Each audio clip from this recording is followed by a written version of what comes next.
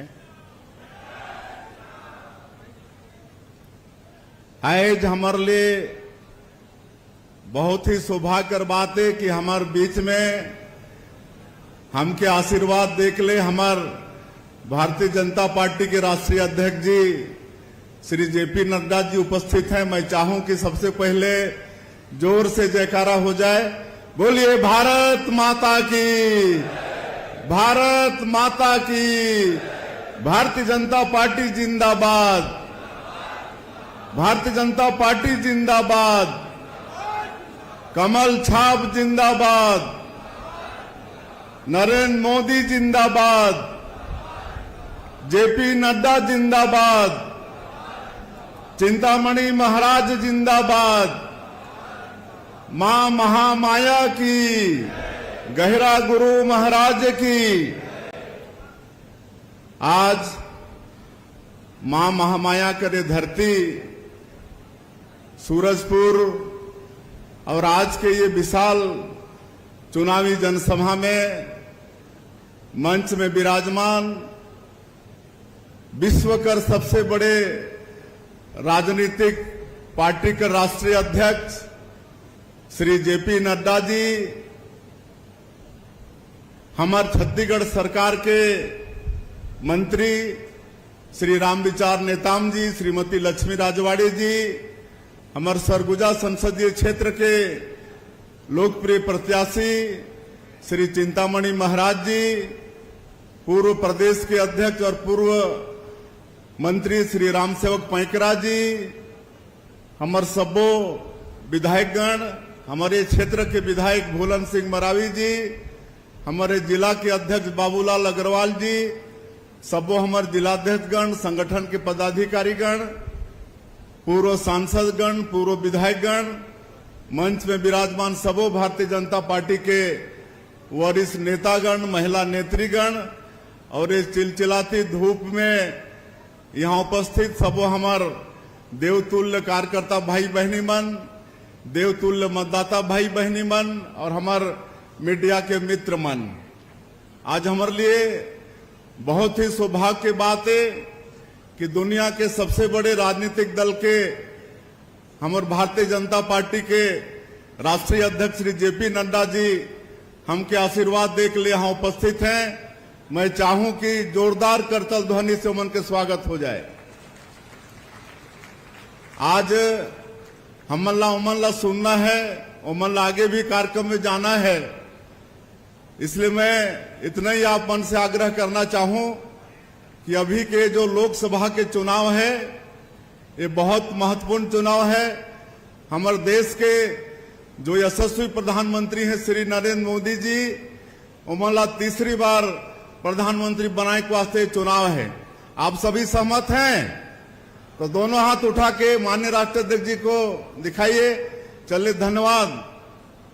ऐसा प्रधानमंत्री जो 140 करोड़ भारतवासी ला, पूरा देश ला अपन परिवार मानते हैं और उमन के सुख और दुख के चिंता रात और दिन करने वाला प्रधानमंत्री, 24 घंटा में 18 घंटा काम करने वाला प्रधानमंत्री, एक दिन भी आज तक छुट्टी नहीं ली ने और 10 साल में गांव, गरीब, किसान, मजदूर सबके लिए चिंता हुई से पूरे दुनिया में हमारे देश के मान और सम्मान ला बढ़ाए के काम करी हैं। राम मंदिर के निर्माण भी आज संभव हुई से ऐसा प्रधानमंत्री जिला तीसरी बार हमला प्रधानमंत्री बनाना है।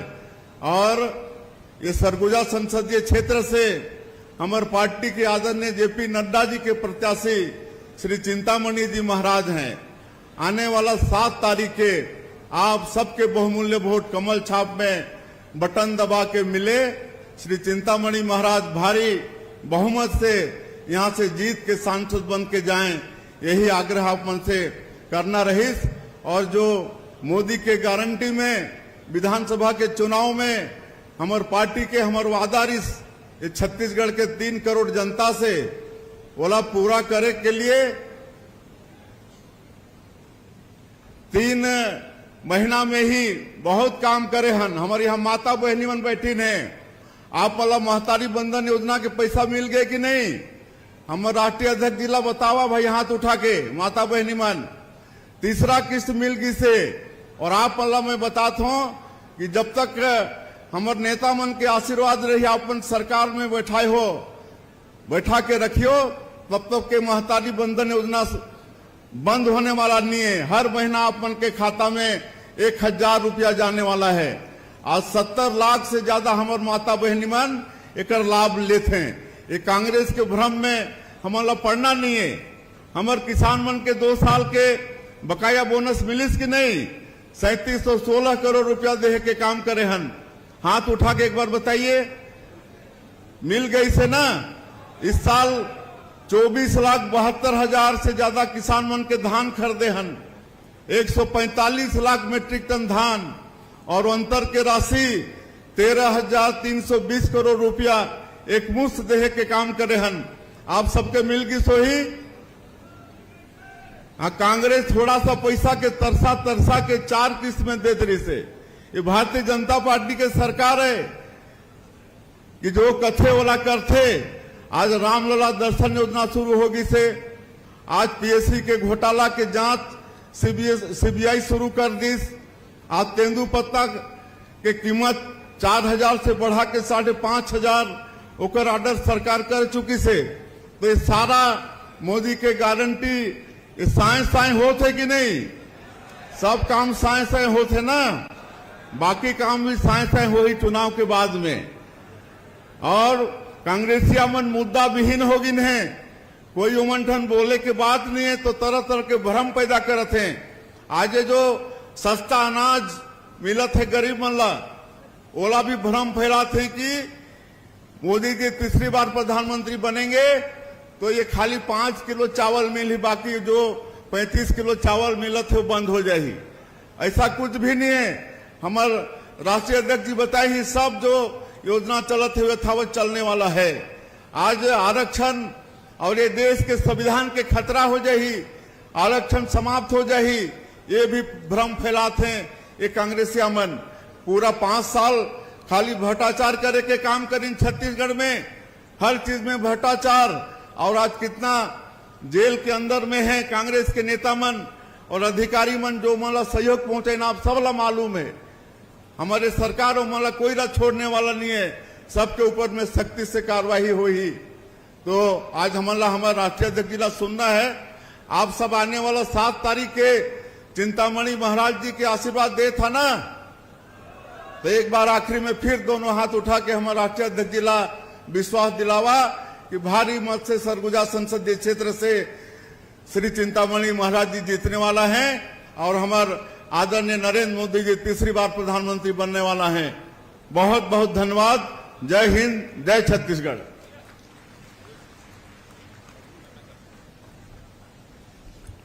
माननीय मुख्यमंत्री जी ने जो सौगात दिया है आप सब लोगों को, उसके लिए एक बार माननीय मुख्यमंत्री जी का ताली बजाकर आभार प्रकट करें कि जो वादा हमने विधानसभा में किया था उन वादों को माननीय मुख्यमंत्री जी ने पूरा किया है।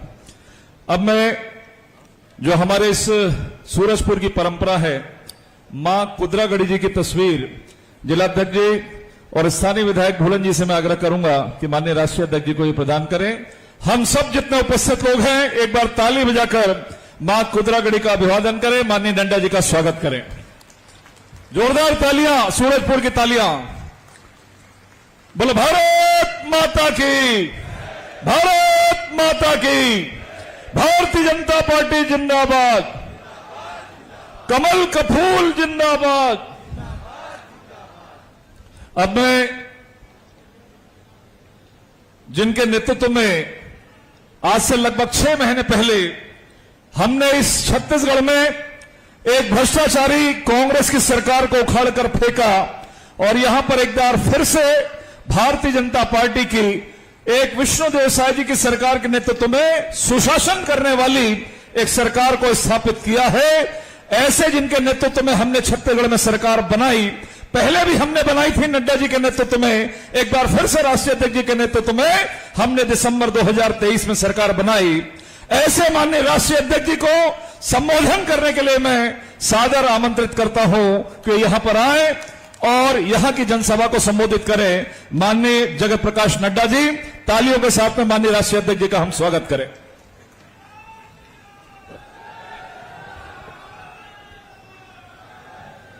बोलिए भारत माता की, भारत माता की, भारत माता की।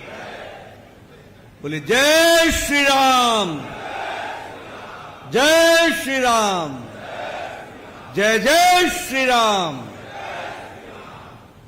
आज के इस चुनावी सभा में मंच पर उपस्थित हम सबके बहुत ही लोकप्रिय और यशस्वी मुख्यमंत्री सम्मानीय विष्णुदेव साय जी, हमारे यहां के लोकसभा के प्रत्याशी श्री चिंतामणि महाराज जी, हमारे प्रदेश के मंत्री और मेरे वरिष्ठ साथी श्री राम विचार नेताम जी,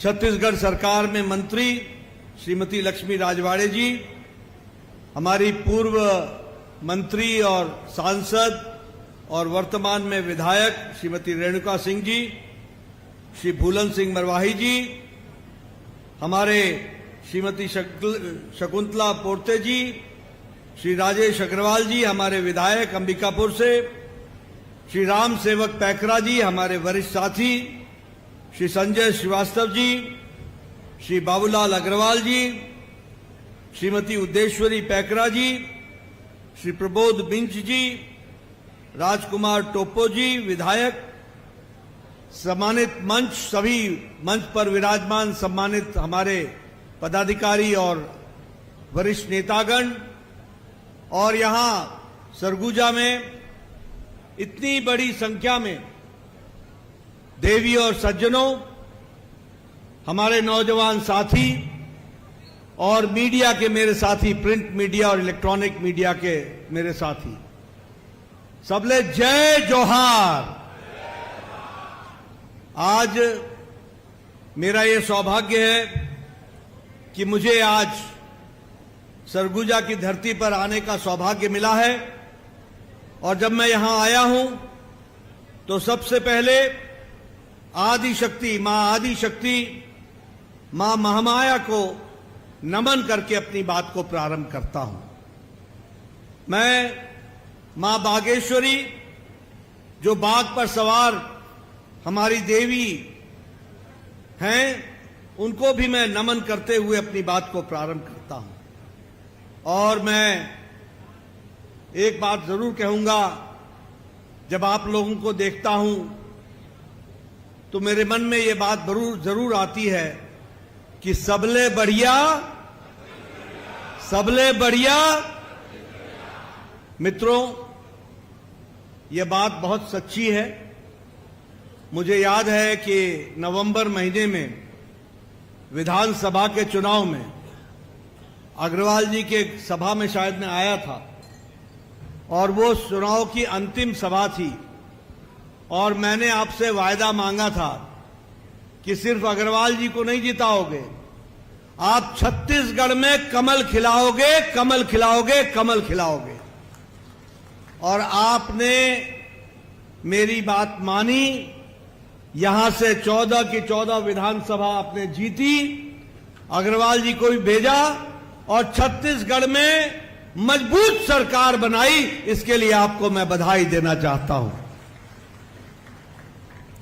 मित्रों, परसों 7 तारीख को, आज 5 तारीख हो गई, शाम तक चुनाव का प्रचार बंद हो जाएगा, और 7 तारीख को आप सब लोग चुनाव में अपना मत डालेंगे। आप सब लोगों ने अपना मन तो बना ही लिया है, क्योंकि मैं जानता हूं कि जो लोग यहां 11 बजे से आके बैठे हैं, जो लोग इतनी गर्मी में बैठे हैं, जो लोग डटे हुए हैं, उन्होंने निर्णय कर लिया है कि चिंतामणि जी को लोकसभा में भेजना है। इसके लिए आप लोगों का धन्यवाद। लेकिन मित्रों, ये चुनाव सिर्फ चिंतामणि जी का नहीं है, यह चुनाव सिर्फ चिंतामणि महाराज जी का नहीं है, यह चुनाव मोदी जी के नेतृत्व में विकसित भारत के संकल्प को पूरा करने का चुनाव है। इसको भी हमको याद रखना चाहिए। और मैं यहां दो बातें आपके सामने जरूर कहना चाहता हूं। एक समय था यूपीए का, एक कांग्रेसी जन का, जब सब कोई बोलत रहे कि कुछ नहीं बदले के है, सब ऐसने रहेगा। बोलते थे कि नहीं बोलते थे? जरा जोर से बोलो, बोलते थे कि नहीं बोलते थे? कुछ नहीं बदलेगा, सब ऐसा ही रहेगा, ये तो ऐसे ही चलेगा, भ्रष्टाचार ऐसे ही रहेगा। लेकिन 10 साल के अंदर आज आप साधारण मानवी आज ये कह रहा है कि समय आ गया है कि मोदी जी के नेतृत्व में अब हम विकसित भारत के संकल्प को पूरा करेंगे और उसको हम आगे बढ़ाएंगे। मित्रों, 10 साल पहले राजनीति होती थी वोट बैंक की राजनीति, राजनीति होती थी धर्म की राजनीति, जात की राजनीति। अगड़ा है कि पिछड़ा है, पहाड़ से है कि मैदान से है, कौन से मजहब का है, कौन से धर्म का है, कहां वोट बैंक पड़ा हुआ है। उस वोट बैंक को हासिल करने के लिए समाज को बांटो, समाज को तोड़ो, जो कुछ कर सकते हो करो, लेकिन वोट आना चाहिए, ये राजनीति चलती थी। लेकिन मोदी जी ने 10 साल में राजनीति की परिभाषा बदल डाली, राजनीति की संस्कृति बदल डाली, राजनीति का तौर तरीका बदल डाला, राजनीति का काम करने का ढर्रा बदल डाला। और आज अगर राजनीति किसी को करनी है तो वह विकासवाद की राजनीति, विकासवाद की राजनीति, विकासवाद की राजनीति। और मोदी जी ने मंत्र दिया, सबका साथ, सबका विकास, सबका विश्वास, सबका प्रयास। सबको साथ लेकर चलो, सबको आगे बढ़ाओ, देश को आगे ले जाओ। इस संकल्प को लेकर के आगे चलने का काम किया है। मैं यहां यह भी आपको बताना चाहता हूं कि इस कार्य को करने के लिए रिपोर्ट कार्ड की पॉलिटिक्स, अकाउंटेबिलिटी की पॉलिटिक्स, जो कहा वो किया, जो नहीं कहा वो भी करके दिया, ये हम लोगों ने नई संस्कृति को उजागर किया। और मोदी जी ने कहा बदलाव लाओ, रिफॉर्म करो, परफॉर्म करो और देश को बदलने के लिए ट्रांसफॉर्म कर दो और बदलाव ले आओ। इस तरीके से काम को आगे बढ़ाया है। मैं यहां जनजातीय क्षेत्र में आया हूं। आपके साथ जनजाति नाम पर राजनीति होती थी, आपके साथ सिर्फ भाषण होते थे, बड़े बड़े मुहावरे और बड़े बड़े शब्दों से आपको लुभाया जाता था, लेकिन आपकी तस्वीर और तकदीर बदले इसके लिए काम नहीं होता था। अगर किसी ने जनजाति क्षेत्र के लिए, हमारे आदिवासी भाइयों के लिए काम किया तो पिछले 10 साल में नरेंद्र मोदी जी ने काम किया, यह हमको याद रखना चाहिए। हमारा कोई गौरव दिवस नहीं था। आज मोदी जी के नेतृत्व में सारा देश 15 नवंबर को जनजातीय गौरव दिवस के रूप में मनाता है और उस दिन हम अपने दिवस को मनाते हैं। आपने कभी सोचा था कि हमारे आदिवासी भाई, हमारी बहन, हमारी माता कोई भारत के सर्वोच्च पद पर बैठेगी? ये मोदी जी ने करके दिखाया है। आज भारत की महामहिम राष्ट्रपति, महामहिम द्रौपदी मुर्मू जी, वो वहां राष्ट्रपति के पद पर विराजमान है। वो गौरवमय पोजीशन पर किसी ने दिया है, वो मान सम्मान पहुंचाया है, तो आदरणीय प्रधानमंत्री जी ने पहुंचाया। आपको जानकर खुशी होगी। अभी हमारे विष्णुदेव साय जी बोल रहे थे, महतारी बंधन मिलत है कि ना, बोल रहे थे कि नहीं बोल रहे थे? आपको जानकर खुशी होगी कि मोदी जी ने आदिवासी भाइयों का बजट 3 गुना बढ़ा दिया, 3 गुना बढ़ा दिया है। और उसी के माध्यम से आज विकास के काम हो रहे हैं।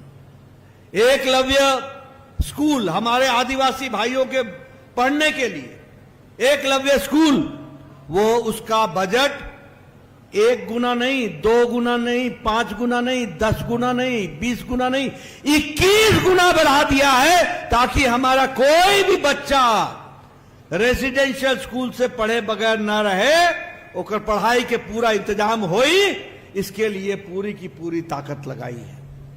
आपको जानकर खुशी होगी कि जंगलों में होने वाला उत्पाद, उसके लिए वन के दृष्टि से एमएसपी में कवर करने का, पहले आपके सिर्फ 10 आइटम कवर होते थे, 10 आइटम, आज 90 आइटम, 90 तरीके के जंगल के प्रोड्यूस आज आपको एमएसपी में खरीदारी हो रही है, एमएसपी में खरीदारी हो रही है। लगभग 1.5 करोड़, वैसे 12 करोड़ के आसपास स्वच्छता घर बने हैं। उस 12 करोड़ में 1.5 करोड़ आदिवासी भाइयों के लिए स्वच्छता अभियान में इज्जत घर यानी शौचालय बनाने का काम किया, तो मोदी जी ने किया। यह भी हमको याद रखना चाहिए। आपको जानकर खुशी होगी कि वनधन केंद्र में और आदिवासी का भाइयों के जो प्रोडक्ट है उसको हाट में बेचने के लिए वनधन विकास केंद्र पर 4000 करोड़ रुपए की व्यवस्था की गई है और 400 करोड़ रुपए खर्च भी हो गया है वनधन विकास केंद्र के माध्यम से। यह भी हमको ध्यान में रखना चाहिए। मित्रों, मैं यहां यह भी बताना चाहता हूं, आपके सामने देश की तस्वीर खींचना चाहता हूं। बताइए, यह इलाका और जसपुर का इलाका नक्सलवाद से ग्रसित था कि नहीं था? था कि नहीं था? आज नक्सलवाद समाप्त हो गया कि नहीं हो गया? और उसको पूरा समाप्ति की ओर मोदी जी ले जा रहे हैं कि नहीं ले जा रहे? आतंकवाद, नक्सलवाद, ये आए दिन घटना थी। उसी तरीके से हर दिन घोटाला होता रही कि ना? बोलो, घोटाला होता था कि नहीं? हर दिन घोटाला होत रही कि ना? आई गोठान घोटाला होए कि ना? हुआ था कि नहीं हुआ था? आज मोदी जी के राज में हम कोई घोटाला नहीं, कोई कुछ नहीं। पहले महिलाओं की उपेक्षा होती थी, किसानों के बारे में कोई सोचता नहीं था। आज मोदी जी के नेतृत्व में गरीब की चिंता हो रही है, गरीब की सुनवाई हो रही है, किसान को ताकत मिल रही है, महिलाओं को ताकत मिल रही है, युवाओं की आकांक्षाओं को पंख लग रहे हैं, पंख लगाया गया है, वो उड़ने लगे हैं, वो आगे बढ़ रहे हैं। और हमारे आदिवासी भाइयों को सशक्तिकरण का काम किया तो भाई नरेंद्र भाई मोदी जी ने, हमारे प्रधानमंत्री जी ने किया है। यह हमको ध्यान में रखना चाहिए। मैं यहां यह भी आपको बताना चाहूंगा, देश बहुत आगे निकल गया 10 साल में। जो बोलते थे कि कुछ नहीं बदलेगा, आज भारत की अर्थव्यवस्था जो 11वें नंबर पर थी, मोदी जी के नेतृत्व में छलांग लगा के आज 5वें नंबर पर आकर के खड़ी हो गई, 5वें नंबर। और आप चिंतामणि महाराज जी को फिर से चुनाव जिता के भेजिए, मोदी जी को तीसरी बार प्रधानमंत्री बनाइए और भारत की अर्थव्यवस्था तीसरी सबसे बड़ी अर्थव्यवस्था बन जाएगी, तीसरी सबसे बड़ी अर्थव्यवस्था। आपको जानकर खुशी होगी कि चाहे ऑटोमोबाइल का प्रोडक्शन हो, चाहे टेलीफोन का प्रोडक्शन हो, चाहे फार्मा का प्रोडक्शन हो, आज दवाई बनाने में भारत दूसरे नंबर पर खड़ा है। आज पेट्रोकेमिकल्स में तीसरे नंबर पर खड़ा है, ऑटोमोबाइल में तीसरे नंबर पर खड़ा है। भारत एक लंबी छलांग लगा रहा है। मोबाइल बनाने में भारत आज दूसरे नंबर पर खड़ा है।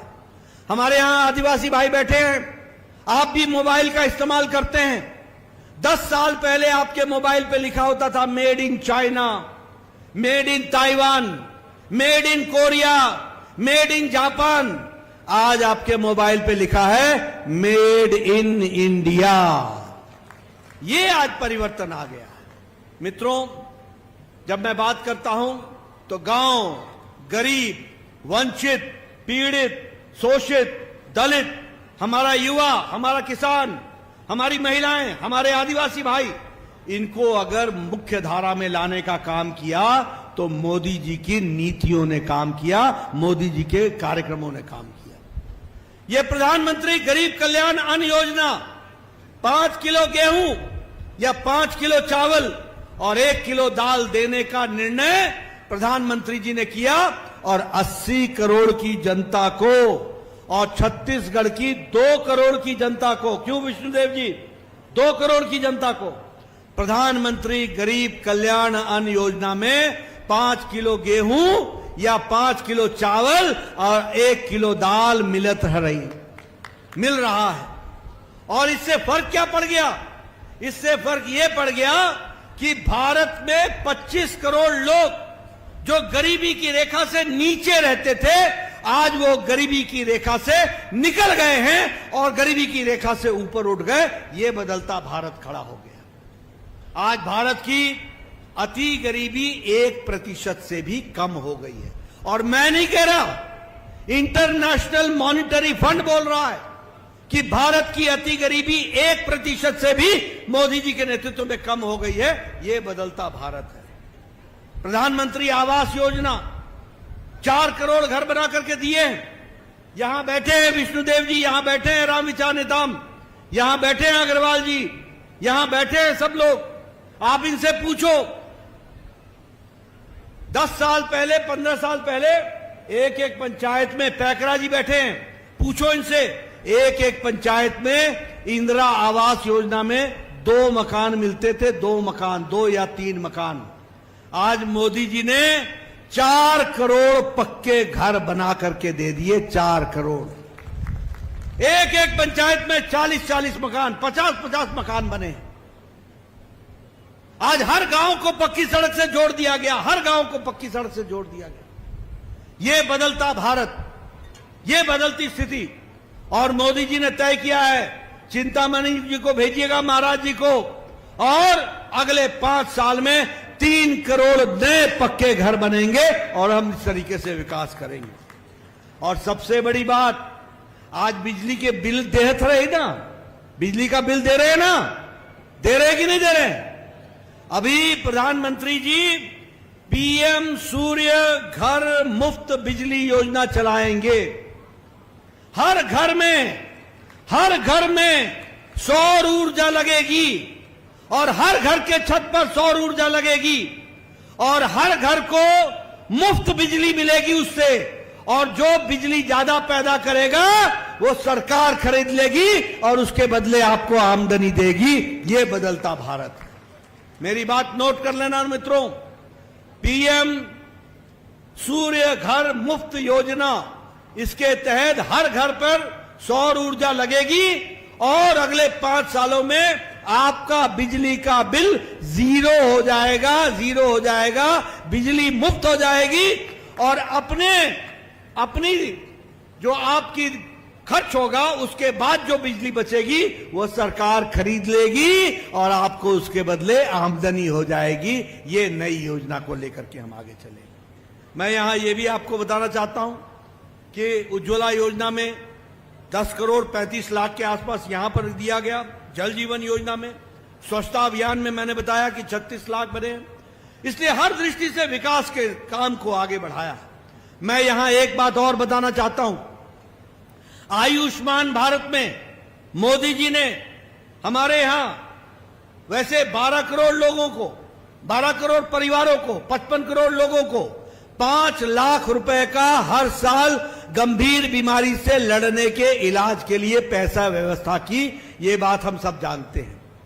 यहां बैठे हैं लोग, ये सब चिट्ठी लिखा करते थे, मुख्यमंत्री जी मेरे इलाके में एक गरीब आदमी है, उसको कैंसर हो गया है, उसके इलाज में 3 लाख रुपए खर्च होंगे, अगर पैसा नहीं मिलेगा तो इसका मकान बिक जाएगा, इसकी जमीन बिक जाएगी, इसको बाईपास होना है, इसका हार्ट का वेल्व बदलना है, इसका किडनी का ऑपरेशन होना है।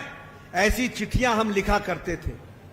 लेकिन मोदी जी ने 10 करोड़ 74 लाख परिवार, 55 करोड़ लोग, भारत की 40% की आबादी को आयुष्मान भारत से जोड़ दिया और छत्तीसगढ़ में 36 लाख परिवारों को इससे जोड़ा गया। कितना?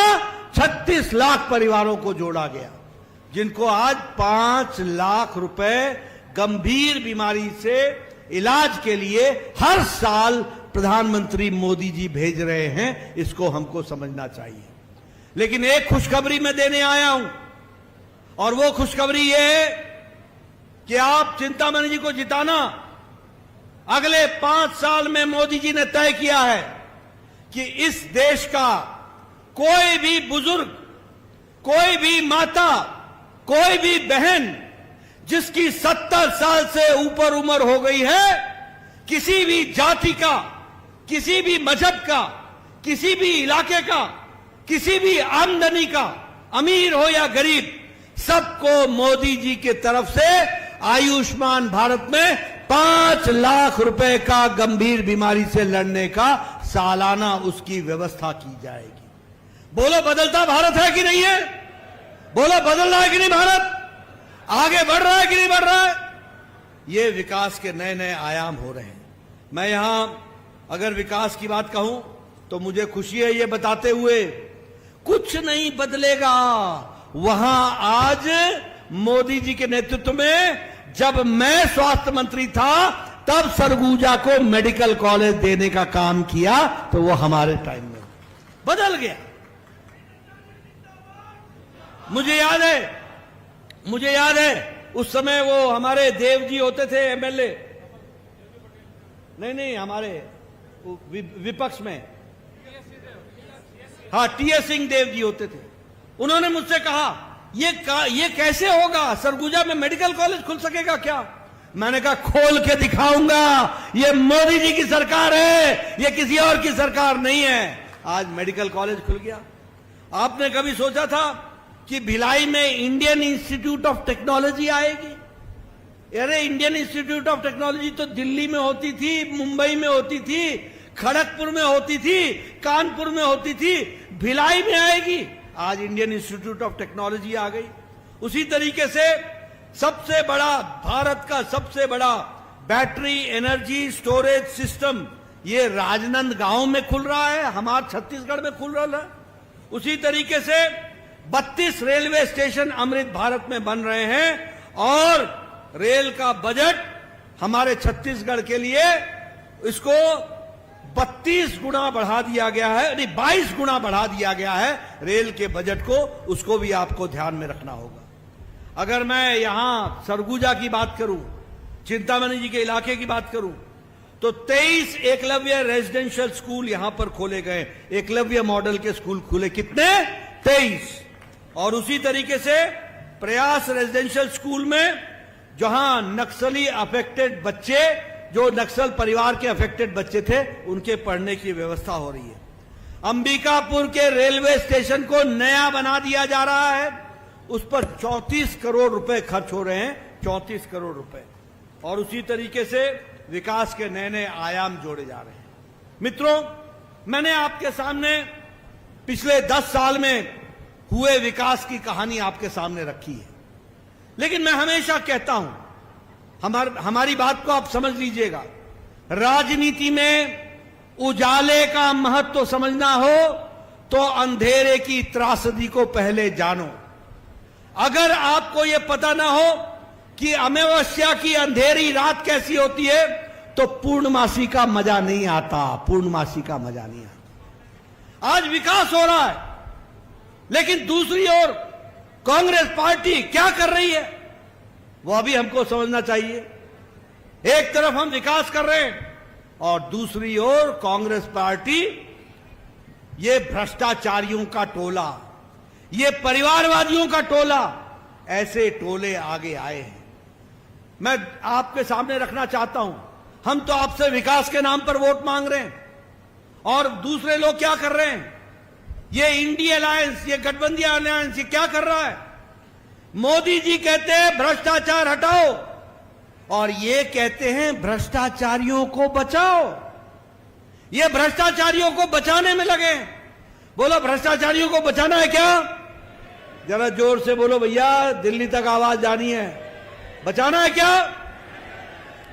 ये बोलते हैं परिवारवाद बढ़ाओ और मोदी जी बोलते हैं साधारण घर से आने वाले व्यक्ति को मुख्यमंत्री बनाओ, आदिवासी को मुख्यमंत्री बनाओ और गरीब आदमी को आगे ले जाओ। वो परिवारों का गठबंधन है, वो परिवारों का जमावड़ा है, वो भ्रष्टाचारियों का टोला है। बोलो कांग्रेसियों ने भ्रष्टाचार किया कि नहीं किया? बताओ कोयला घोटाला किया कि नहीं किया? आप बताओ पनडुब्बी घोटाला किया कि नहीं किया? ऑगस्टा वेस्टलैंड हेलीकॉप्टर का घोटाला किया कि नहीं किया? चीनी घोटाला किया कि नहीं किया? चावल घोटाला किया कि नहीं किया? 2G घोटाला किया कि नहीं किया? कॉमनवेल्थ गेम्स का घोटाला किया कि नहीं? अपन भूपेश बघेल गोठान घोटाला कर ले कि ना किया कि नहीं? आप बताओ दुबई से पैसा आवत रहे कि ना? बोलो आता था कि नहीं? और यहां पर वो जुआ चलता था कि नहीं? ये सब भ्रष्टाचारी एक साथ इकट्ठे हो गए। लालू यादव ने चारा खाया कि नहीं? जमीन के बदले नौकरी देने का घोटाला किया कि नहीं? अलकतरा घोटाला किया कि नहीं? ममता के मंत्री जेल में है कि नहीं? डीएमके के मंत्री जेल में है कि नहीं है? आप बताओ अरविंद केजरीवाल जेल में है कि नहीं है? आप बताओ मनीष सिसोदिया जेल में है कि नहीं है? आप बताओ सत्येंद्र जैन जेल में है कि नहीं है?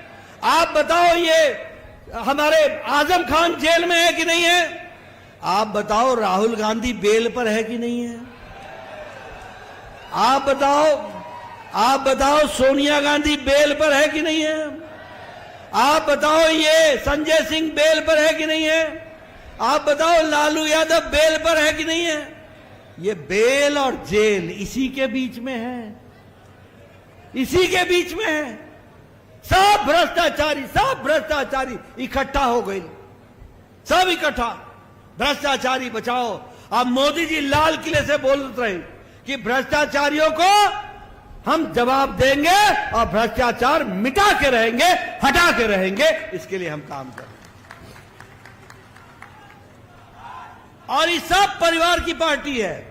फारूक अब्दुल्ला, उमर अब्दुल्ला परिवार, मुफ्ती मोहम्मद महबूबा मुफ्ती परिवार, प्रकाश सिंह बादल सुखबीर बादल परिवार, चौटाला परिवार, मुलायम सिंह के बाद अखिलेश, अखिलेश के बाद डिंपल परिवार, लालू रावड़ी तेजस्वी तेज प्रताप परिवार, मीसा सब परिवार, ये ममता और अभिषेक परिवार, ये उदयनिधि स्टालिन करुणानिधि और स्टालिन परिवार, शरद पवार सुप्रिया सुले परिवार, उद्धव ठाकरे आदित्य ठाकरे परिवार, सोनिया गांधी राहुल गांधी प्रियंका गांधी परिवार।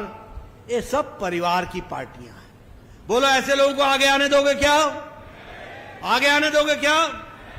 आप क्या देखिए, साधारण परिवार से आया हुआ व्यक्ति आज वो मुख्यमंत्री बनता है। साधारण परिवार से आए हुए हमारे भारत के यशस्वी प्रधानमंत्री बनते हैं। ये हमारे प्रजातंत्र की जीत है। इसलिए मित्रों, हमको ध्यान में रखना है। दूसरी बात मैं बोलना चाहता हूं, ये कांग्रेस पार्टी आदिवासियों का आरक्षण, दलितों का आरक्षण, पिछड़ों का आरक्षण ये छीन कर, ये डाका डालकर, ये मुस्लिम तुष्टीकरण करने के लिए ये मुस्लिम को ये आरक्षण देना चाहते हैं। ये है इनका एजेंडा, ये है इनका उद्देश्य। अपने मैनिफेस्टो में लिखते हैं कि हम स्पेशल ट्रीटमेंट देंगे माइनॉरिटीज को। और इनके लिए माइनॉरिटी कौन है? मनमोहन सिंह बोलते हैं माइनॉरिटी मतलब देश का पहला हक देश के संसाधनों पर किसी का है तो वो मुसलमानों का है। बोलो ऐसा शासन चाहते हो क्या? जरा जोर से बोलो, ऐसा शासन चाहते हो क्या? ये क्या कह रहे हैं? मोदी जी ने उनको कहा 3 बातें लिखित में दो कांग्रेस पार्टी। पहला लिखो कि तुम संविधान में कोई छेड़छाड़ नहीं करोगे और आदिवासी का और हमारे दलित भाई का और हमारे पिछड़े वर्ग से आने वाले लोगों का किसी का भी आप आरक्षण बदल करके मुस्लिम आरक्षण नहीं करोगे। दूसरी बात, कि आप कहीं से भी डाका डाल के ये आरक्षण लेने का कोई भी काम नहीं करोगे, और जहां जहां तुम्हारी सरकारें हैं कांग्रेस पार्टी की, वहां इस तरीके का पिछले दरवाजे से डाका नहीं डालोगे। बोलो मोदी जी ठीक बोलते हैं कि नहीं बोलते? बोलते हैं कि नहीं बोलते?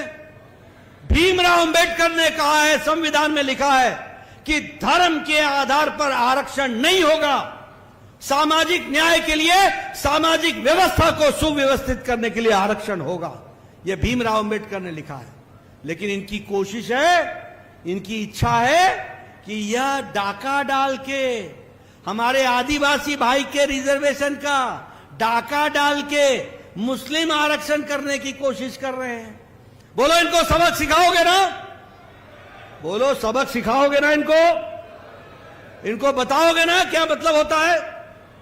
ये इस तरीके का षड्यंत्र रच रहे हैं।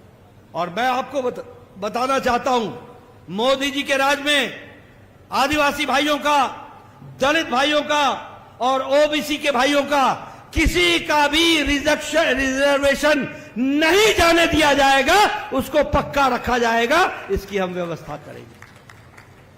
मित्रों, ये राहुल गांधी आए ना कभी, वैसे तो आएंगे नहीं, अब उनको मतलब है नहीं, आए तो पूछना उनसे। ये सब राम विरोधी हैं, ये सब राम विरोधी हैं, ये सब सनातन विरोधी हैं, और ये सब राष्ट्र विरोधी लोगों के साथ चलने वाले लोग। मैं आपको बताता हूं, ये सोनिया गांधी के नेतृत्व में यूपीए की सरकार ने एफिडेविट डाला था। एफिडेविट क्या लिखा था? कि राम काल्पनिक हैं, राम का कोई ऐतिहासिक आधार नहीं है, राम का कोई वैज्ञानिक आधार नहीं है। ये कोर्ट में लिख करके दिया था राम के बारे में। और कपिल सिब्बल ने कहा था कि राम का केस जो लगा है हमारे राम जन्मभूमि का, उसको जरा टालो, उसको लटकाओ, उसको अटकाओ, नहीं तो बीजेपी को फायदा हो जाएगा। राम हमारे लिए आस्था का विषय है, राम हमारे लिए चुनाव का विषय नहीं है, हमारे आस्था का विषय है, हमारे मन का विषय है, हमारे जीवन का विषय है, हमारे संस्कारों का विषय है। लेकिन ये लोग राम की भी राजनीति करते हैं, राम के बनने के लटकाने, अटकाने और भटकाने का काम कर रहे थे। लेकिन मोदी जी ने कोर्ट के द्वारा रास्ता प्रशस्त हुआ और 22 जनवरी को भव्य राम मंदिर बना, और हमारे राम लला वह वहां पर उनका प्राण प्रतिष्ठा हुई, वह हमने देखा।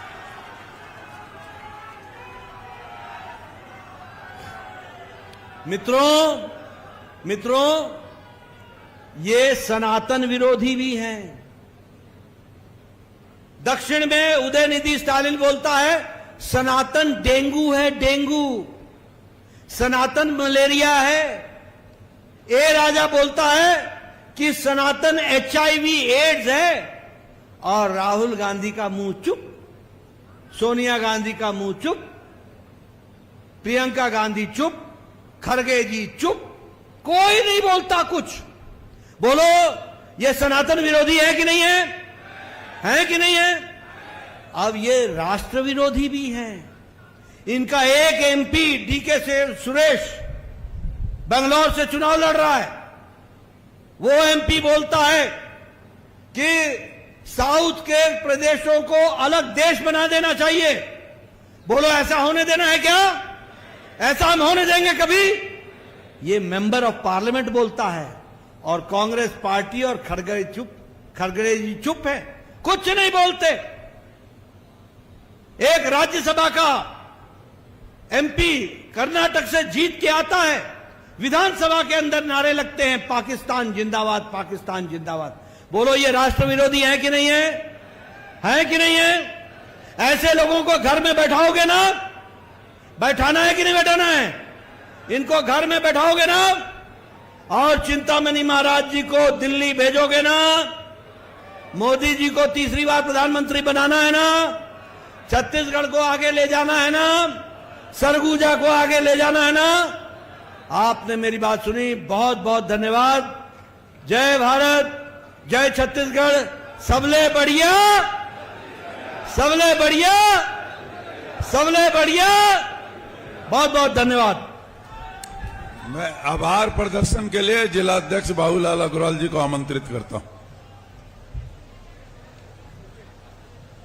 परम आदरणीय हमारे राष्ट्रीय अध्यक्ष आदरणीय जगत प्रकाश नड्डा जी का हम सब लोग पूरे सरगुजा संसदीय क्षेत्र के सभी कार्यकर्ता,